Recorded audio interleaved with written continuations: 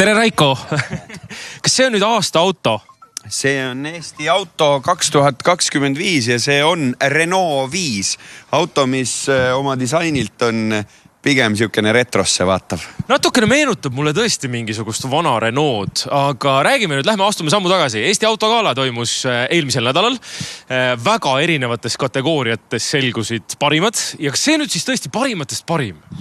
No kuule, kui žüriiliikmed on niimoodi arvanud, kes on niukene läbilõige väga erinevatest inimestest, et meil on seal nii autoajakirjanikke kui ka näiteks Taavi Imato on ju, et nemad on oma arvamuse rääkinud, siis see peab ju parim olema ja eestlane võiks ju natukene nüüd joonduda selle järgi, et me ei pea sõitma suurte ja tohutute autodega ja näidata, et ma olen naabrist parem. Kas see trend ongi tulemas peale, et autod lähevad pigem väiksemaks, elektrilisemaks, et sa oled aastaid nüüd teinud seda kõike, et on seda märgata? Tead, nii ja naa, selles mõttes, et kuna žüriis ühtekokku erinevates kategooriates 50 inimest ja erinevatel kategooriatel erinev žürii, siis näiteks Eesti roheauto võitis palju suurem auto, Audi A6 e-tron, sest roheauto žürii hindab teisi asju, vaatavad, kus on need akud toodetud, kui roheline on kogu see auto tootmisprotsess ja nii edasi. Seal jäi Renault 5 napilt teiseks, aga kui sa küsid, kas see on nagu parim, kas see on lahedam ja nii edasi, see auto võitis ka disaini auhinna. Aga mida žürii välja tõi siis? Me võime ju kõndida ümber selle auto ja toksida reffi natukene, eks ole. Noh, kuidas on? Kumm on kumm? Ref on ref, kumm on kumm? Tegelikult ega žürii tõigi välja selle auto puhul, et ta on selline rõõmupall.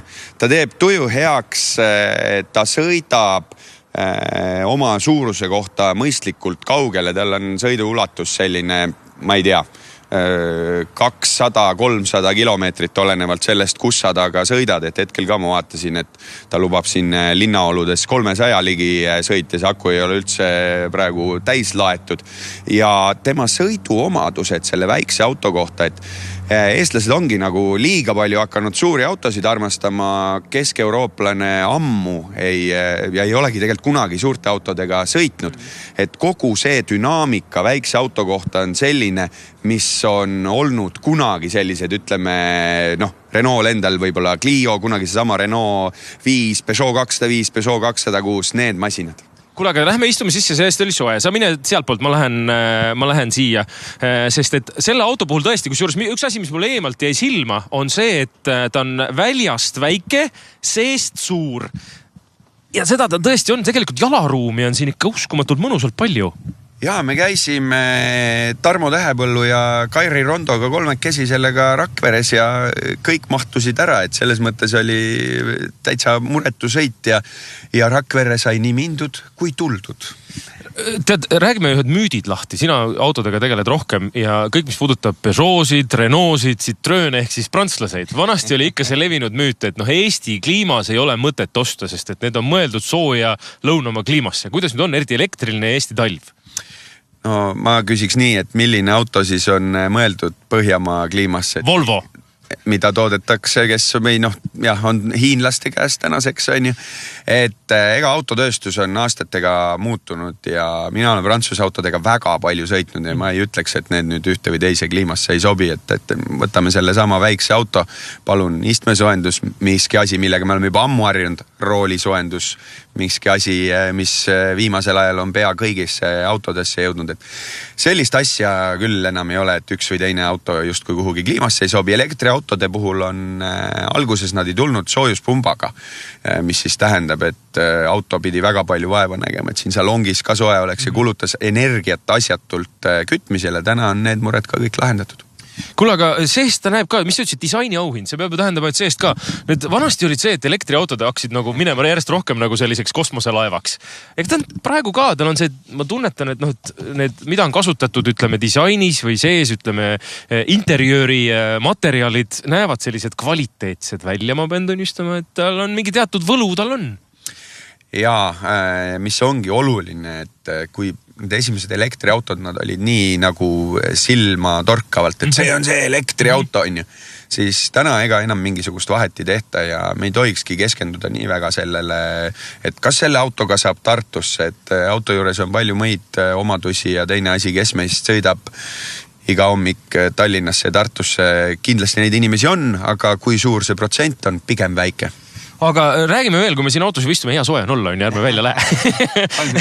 Pane istmesoojendus ka sisse. Et kui rääkida Eesti autogalast ja nendest, mis siis veel võitsid, mõnedest me rääkisime, aga millistes kategooriates siis parimad selgusid ja mis need on? 7 kategooriat, ehk siis seesama Eesti autodisain läksid Renault'le, Eesti roheauto, Audi A6 e-tron, Eesti sportauto, Porsche 911 GT3 ja siis sinna juurde veel Eesti projekti auto, mis on väga äge selles mõttes kategooria, kuhu inimesed esitavad oma autosid või oma sõprade autosid ja selle võitis Tartus elab üks lahe mees, Peeter Paaver, tal on nii-öelda hobiautod, mis on igapäevases kasutuses ja üks Volkswagen Caravelle, mida siis ta kutsub Estfaliaks, mitte Festfaliaks, millega ta kämpab ja sõidab ringi ja siis muidugi äärmiselt, sul hakkas palav, jah? Ja äärmiselt oluline kategooria, kuna Eesti autogala ei vaata ainult uusi autosid, et me vaatame neid projektiautosid ja autondust laiemalt, siis kuldne velg, mille me käesoleval aastal otsustasime, et see läheb Arno Sillatile Momu töö eest, et ütleme, et see oli üks oluline samm Eesti autokultuuris, Eesti automotospordis. Kuule, aga lähme välja veel. Üks asi, ma ei tea, kas sa saad seda kuidagi tööle panna, sa ennem näitasid, mulle ütlesid, et väga kihvt on see, et see auto näitab kohe ära, palju akut on. See on nüüd hea küsimus. Kuidas see käib? Sest et ma nii kaua, kui sa sellega toimetad, ma näitan teistele, et siin on selline number 5 peal ja Raiko väitis mulle, et see näitab, kui palju akut jäänud on vastavalt siis sellele, kuidas siia need mingid tulukesed tekivad. Nii? Proovime ära.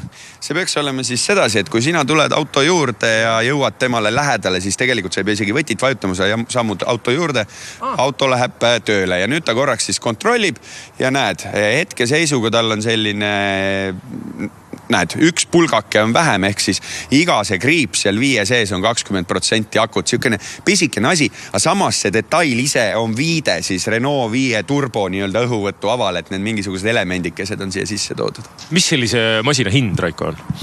Ütleme 30 000 juures saab soodsamalt, aga sa ju tegelikult autoostjana tahad kõiki asju, tahad ilusaid suuri velgi, tahad kõige paremat lisavarustust, siis see niimoodi linnukeste tegemine ikka kasvatab seda hinda. Tead, ma lasen sind sinna sooja autosse, saad rahulikult selle rohelise väikse nunnupalliga ära sõita siit. Tal on teatav võlu, ma tunnistan, et sa kuidagi heldid, kui sa siia lähemale astud.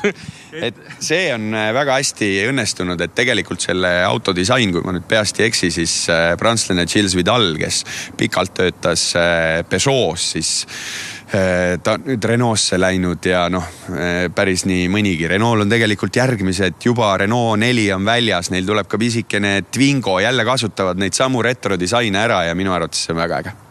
Aitäh sulle, Raiko! Sa võid sinna rohelisse nunnupalli istuda ja vaikselt ära vurada. Tšau!